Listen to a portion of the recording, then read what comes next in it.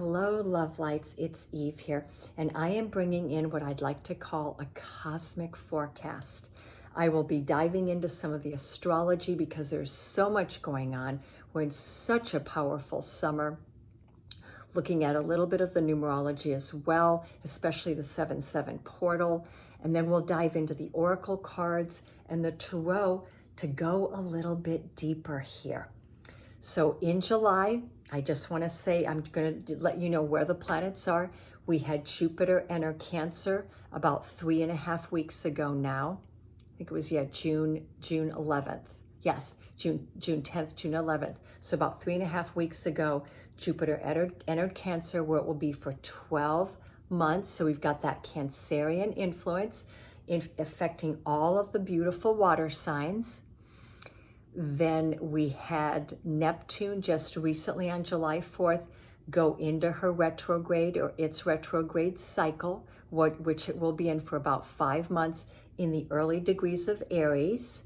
And Saturn will be entering its retrograde cycle here on the 10th of July.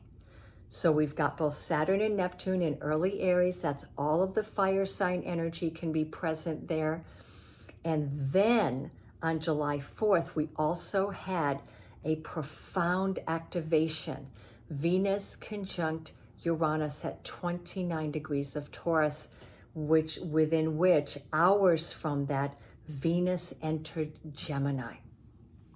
So any of you listening to this that happen to be an earth sign and you're a late earth sign, like you're towards the end of Virgo, you're towards the end of Taurus, you're towards the end of Capricorn, or you have planets there, then that is going to be a particularly significant event, okay? It's going to be one that's going to last many, many months. So that was simply an activation window on July 4th. And then Venus entered Gemini. And here on July 7th, Uranus entered Gemini, where it will be for 4 months, and then it will retrograde back into Taurus on the night of November 7th, morning of November 8th, where it will be for 6 months before it then moves completely into Gemini for 8 years and stabilizes its energy there, okay? So see how much energy is going on right now? And that's just the astrology. And then in the middle of all of this, we have Mercury entering the pre-shadow. So Mercury's in Leo. So we've got Aries and Leo very, very strong here right now, along with Cancer and Gemini energy. So include all of the water, all the fire, and all the air signs. And then with Earth, the only thing, we don't have anything in Earth right now. However, if you happen to have, as I said, planets at that very late degree of Earth, you would have felt a very profound activation. So just because there's no planets in Earth signs right now doesn't mean that we're not being impacted by it, okay? Look at Earth as the container. It contains all of the elements. Without Earth, we wouldn't have water. Water wouldn't be present forming lakes and seas and oceans. Without Earth, we wouldn't have things to burn. So the fire element wouldn't be available to us either. So that Earth energy is something we should be stabilized in regardless of whether there are planets there or not, all right? So Mercury entered the pre-shadow here in Leo. It's going to enter the storm window on the 10th of July. And the storm window simply means that Mercury slows down so much that it creates almost a stagnancy. So right now, as I'm filming this, we're in what's called the pre-shadow, where Mercury is giving us trailers of the things that are fully going to come in to our visual life while Mercury is in retrograde, okay? But when we enter that storm window, a lot of things can really start coming in that window of time. So the storm window will be from July 10th to the 17th, at which point, in the night of the 17th, Mercury will be entering its retrograde of July, and it will not exit on the other end until August 11th. All right? So, and then it will be in the storm for about another 10 days after that. So kind of know that these storm periods with Mercury can be quite potent and powerful energies for us to work with here. Wow, so that's the astrology. Now let's dive into some of the numerology. When we entered July, we entered what's called the Sirius Gateway. And that is when our spiritual sun, that's what we're going to call it. Our sun itself, behind it, has what's called a spiritual sun. And our spiritual sun was lining up from July 2nd through July 7th with the star Sirius, which is the brightest star that we see in the evening sky from Earth. Okay, it's a very, very bright star. And every year during this time, there's a light or lineup of energy. It's energetic between what we call the spiritual or solar sun and Sirius in that window of time, and it reaches its height on the portal of 7-7. And this portal was particularly strong because we had Mercury entering the pre-shadow, we had Uranus entering Gemini on 7-7, and also it was a 777 because we had 7 for July, 7 for the day, and 2025, the 25 also equals a 7. This is a very, very potent energy. So from July 4th through the 7th, it's almost as if a cosmic window of energy has been opened. And you could go back and you could say this started really on July 2nd.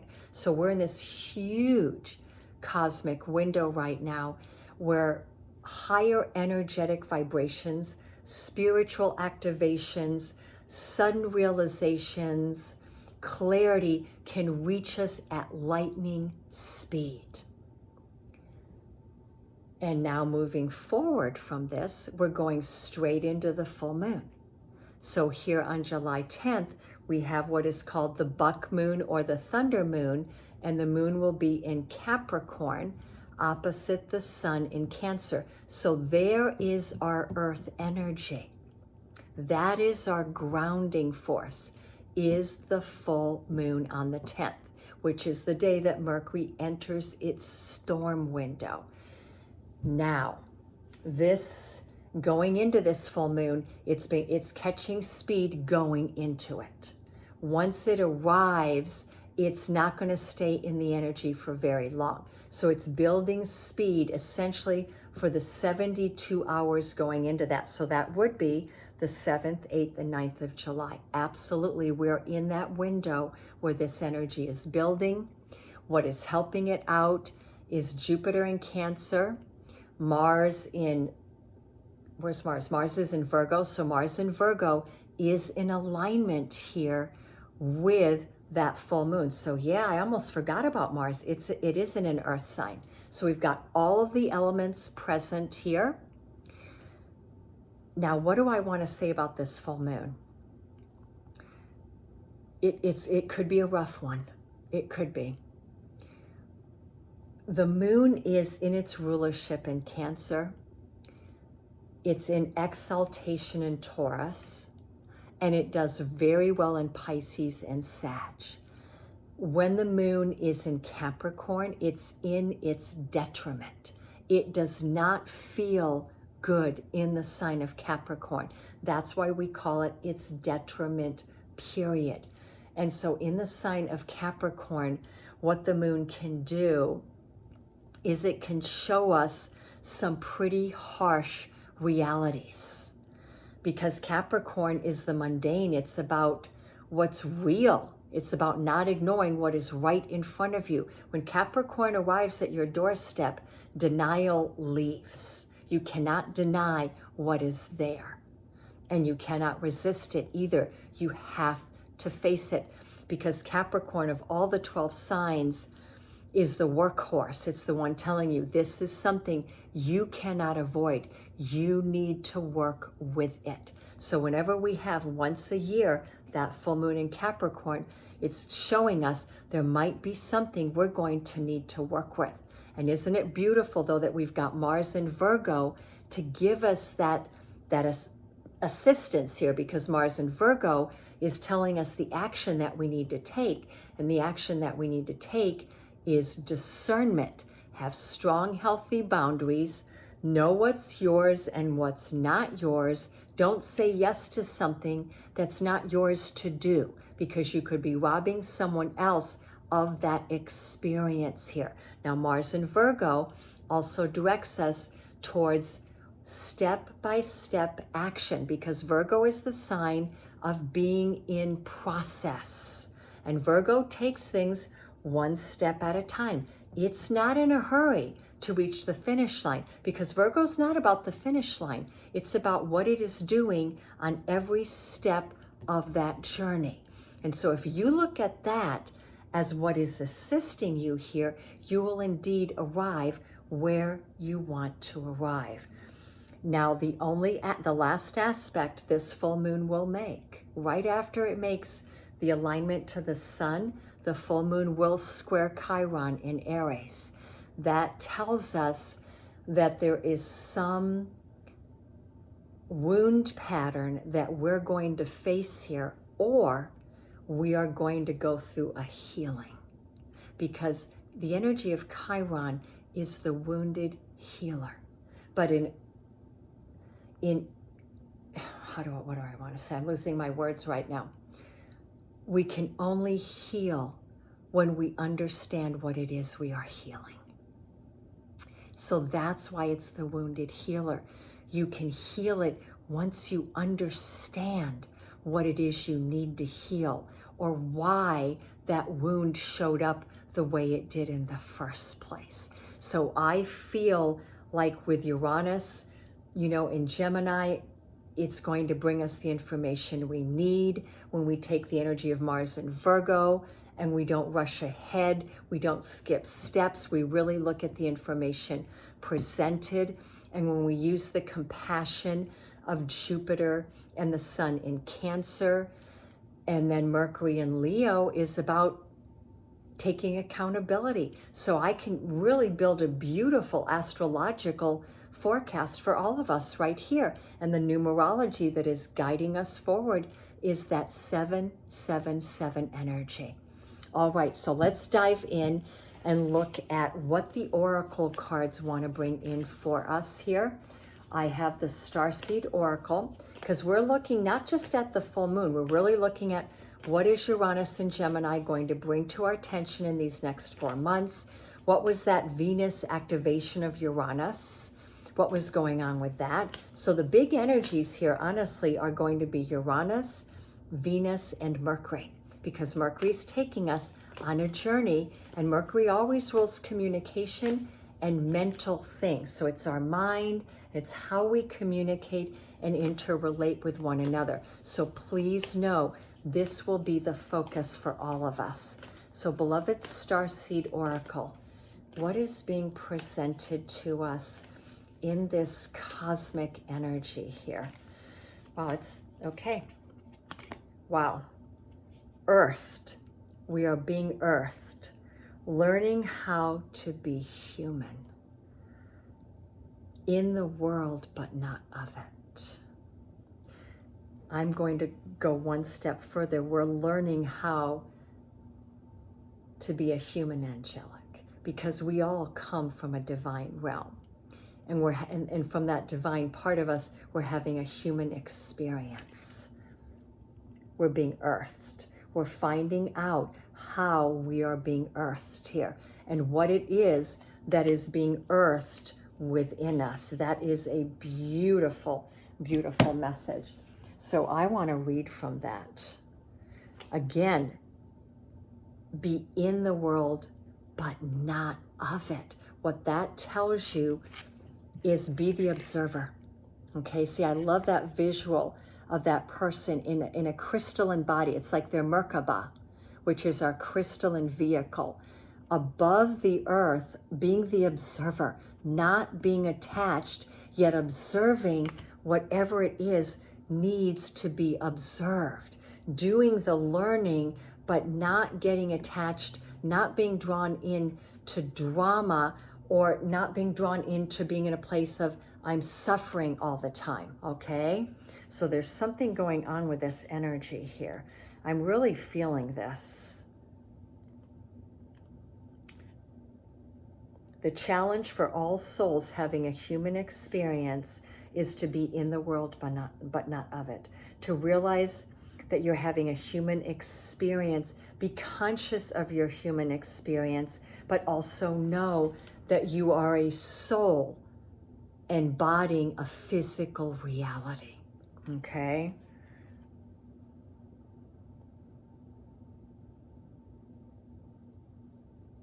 Yeah, this is interesting. It's saying here that most star seeds, so we're talking about our starseed ancestry here. We all come from the stars. In one form or another, at one time or another, we all originated from the stars. However you want to view yourself today. But they're saying here that as star seeds, we either lean in towards transcendence, which is having a longing for the heavens and the metaphysical, which of course I fit into that realm. It's a yearning for a personal experience with whatever you think might be God. But you can get lost in the heavens. And so this card is saying that we are everything. We are not just one thing. We are everything.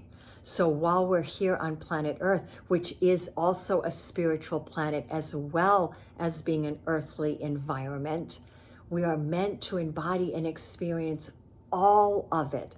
Our spiritualness, our multidimensionalness, but also our physicality and what it means to be fully present on the earth and how to be in the world with the earth, but also recognizing where we actually come from. So it's all of it wrapped into one. So that's a really powerful card. So let me go into the Luminous Humanist. I wanted to use this deck because I feel like Uranus and Gemini is bringing illumination. Something in our life is lighting up here. Wow, we've got 2 cards right out the bat. So what is it that is lighting up for us? Oh, I've never actually pulled this one before. The narrow of your marrow. And I am not sure what that means. So that one I am really going to need to look up. The narrow of your marrow. Well, the marrow is something that is in our joints, right? Or our bones. And it's like you're walking a very thin line here is what I'm getting from this. Yet you know exactly where you're going because you're going towards that light. There's something guiding you on your journey here. And the other card was being naturally high. Ooh, I love that. We are meant to be beings of joy. We are returning to what we call paradise on earth, which is actually Shambhala. That is what we are returning to, which is where we live in a natural high, where we are very earthed in our essence, in our trunk, yet our branches reach the stars. And that is our journey. That is why we are here. And that is the cosmic forecast right now that is happening for us. Oh, wow, that's interesting. They both start with N's. So narrow of your marrow. It's easy to get pulled into a million different directions by family members, by work, by society, by well-meaning friends. However, it's important for you to stay on your path, to honor your journey. Your journey only belongs to you. It does not belong to your family, does not belong to your friend, does not belong to your coworkers. It belongs to you. What other people think of the journey you're on is actually none of your business. That's the other message here. You're only responsible for the things that you do, the thoughts you think, and the actions that you take. At the center of you is the most loving, creative, unique, pure, and precious soul. This is called the narrow of your marrow, the place within where the cosmos dances, the stars align, and your unique authenticity reigns supreme. So what this window of time we're in July going into August is we're all getting really clear on our own personal unique journey, and that it's precious. It should be honored and treasured because it belongs to you, and your journey is a beautiful journey. That is what I'm getting here. And so the last message is, when you act from this place of pure authenticity and recognition of self, the world might think you're kind of wild or crazy, or who is that person? And maybe you are, but that is not a bad thing.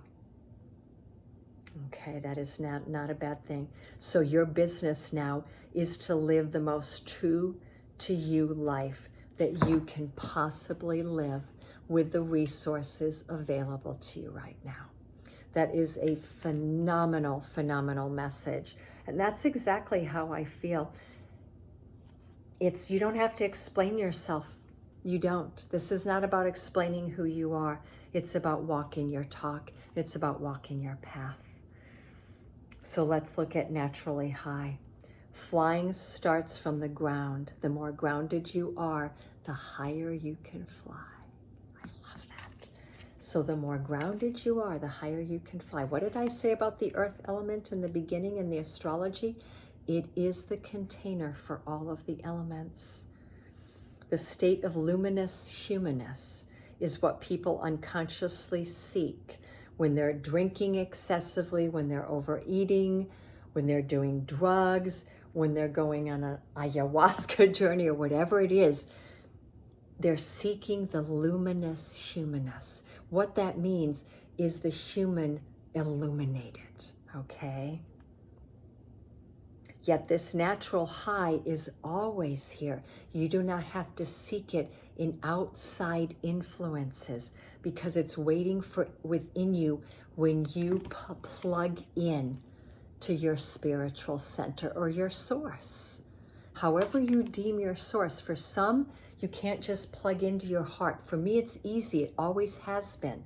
For others, you go on a spiritual journey. You go to church every Sunday, or you read religious or spiritual books, or you go on retreats. For me, it's been natural to just tap into my being. I've always been that way since a child. But the best news is that when you can get spiritually drunk without taking anything, or soulfully high, there will be no side effects. There will be no debts to pay. There will be no hangovers. There'll be no excuses or amends to make because you will be there naturally. And it's saying here that if you can practice being naturally high every day or several times a week, the effects are cumulative, meaning the effects grow over time like meditation does. So we're on a journey here, and this journey is taking us into a much lighter version of who we are and what we're meant to be. So let me tap into, I want to get some messages for this buck moon, this full moon in Capricorn. So beautiful goddess, queen of the moon, what are the messages for this full moon that you want to bring in for us, this beautiful Capricorn buck moon? I like it. We've got change. Thunder moon. Change is on its way to you. Do not resist. Do not hold on. I've been getting that message a lot lately. Let it go. Don't hold on. See, change. See how she's trying to hold on to the earth or the ball, but the winds are taking her off. You want to go with the change because there's something waiting for you here, and you do not want to resist what that is. So do we have any other messages?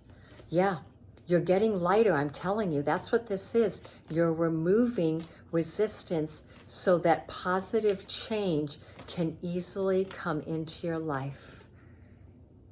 Growth, I love it. We've got a lot of tree trunk energy here, don't we? So really being grounded, making sure your roots go deep into the earth, being out in nature right now, connecting with Mother Earth. You know, animals are very earthbound, crystals come from the earth, but doing this daily is going to be very significant here.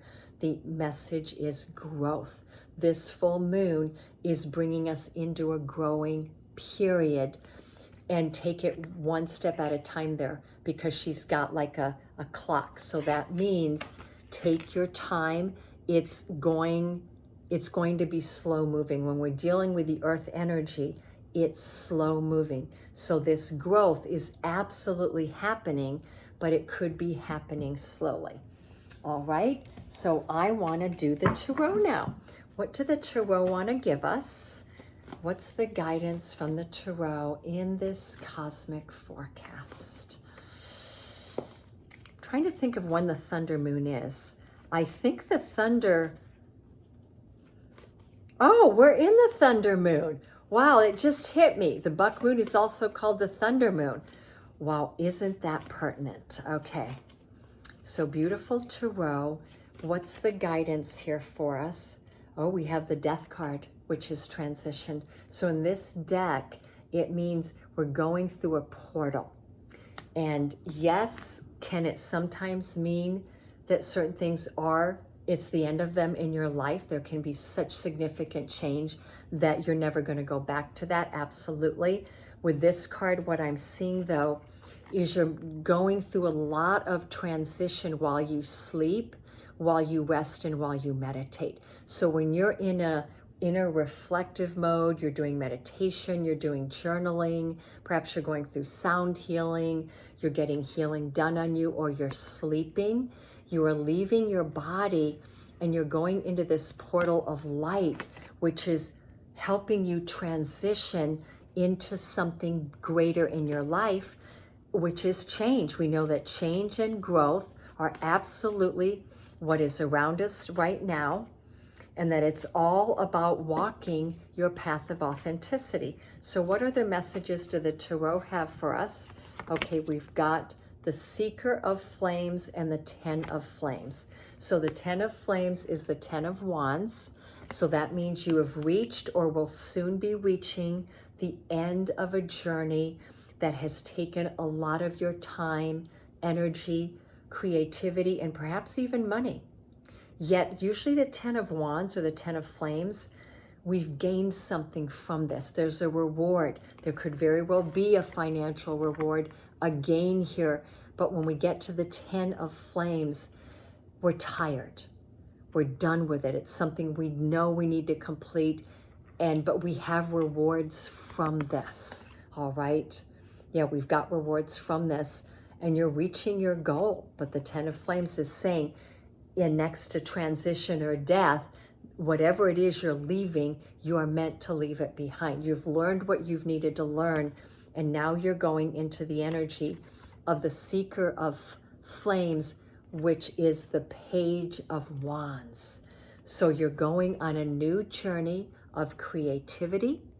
Could be a new journey of love, new journey of abundance, or just personal creativity. You're filled with creative ideas. There's opportunities that you would like to see come into your life here. Can we get a little bit more from the tarot? I'd like some clarifiers from the Seeker of Flames on what does this new journey look like here that we're going into. It's brand new. Starseed. That's the Fool card. We're going on a brand new journey. And it could be we have to embrace the unknown here. Okay? I kind of would like to end with one more tarot card, please. Yes, I love it. Where are we going? The Sage of Crystals. That is the Queen of Pentacles. So wherever we're going here, we're going into a place where we're going to feel very secure, stable in our lives. We feel comfortable. We feel like we're achieving something, like all this hard work has paid off. And whatever we've done to get here, we're leaving it behind now. So the Sage of Crystals, see how she's in this gorgeous garden and she's holding this beautiful energy in her hands. So there's a sense of happiness here, feeling like you've arrived exactly where you want to be. Okay, I love that message for all of us, because we've got growth here, we've got change, we've got you lightening your load here, because when we get to the Ten of Flames, you're letting go of that load. And of course, with transition, see how things are becoming lighter. Things are getting lighter in your life, and there's a beautiful new beginning here that is bringing you exactly where you want to go. But you know what? The Queen of Pentacles is about your mission as well. She's about your mission. You're being placed on the mission that you came to this earth to do. All right? And it's going to be a mission that's going to fulfill you. So I would like to end with a whisper of love. What is the whisper of love? What is the whisper of love for us here on this journey that we are all on together? What is the guidance from the heart of love? Do something for someone else. Give your attention to someone else. What that really means is give your attention to others, that someone might really need your attention right now. And if your cup is full, or it's 3/4, 2/3 full, and you have energy and time to give, this person might really, really need it. So give your attention to someone or something else, okay? Because something needs your attention at this time. And I love this because it's also about animals and nature. It's about giving back to Gaia, giving back to the earth, and maybe helping animals at this time. Giving to animals is what I'm picking up as well. There's a humanitarian or philanthropic component here. It's a time to give is what I'm getting. So one last message from the Whispers of Love. Oh, I like it. And don't feel shy in asking for help. If you're the one that needs help, if you're the one that needs someone to help you, someone to give to you, ask for this help. What is it that you really need right now? Be willing to allow yourself the support that you need. That is a beautiful mermaid talking to the god Neptune, holding the trident of healing. So perhaps you need healing right now somewhere in your life. So ask for that help. Now, again, I can switch this around with do something for someone else and say that someone else might need healing and that maybe you're their healer. Maybe you're going to help support them on their healing journey. Regardless, what I'm getting from the Whispers of Love is it's time to be in community now. It's not time to be hermiting all by ourselves, doing just us. It's time to give back to the earth, to be participatory in our community and with our friendships or family or wherever we feel like attention needs us right now, but always knowing to feed yourself and fill your own cup first. And please, if you need help, ask for it, because the universe, the cosmos, is telling you they're here to help you. The answers you seek will come if you simply ask for them. All right? Sending you all so much love, so many blessings.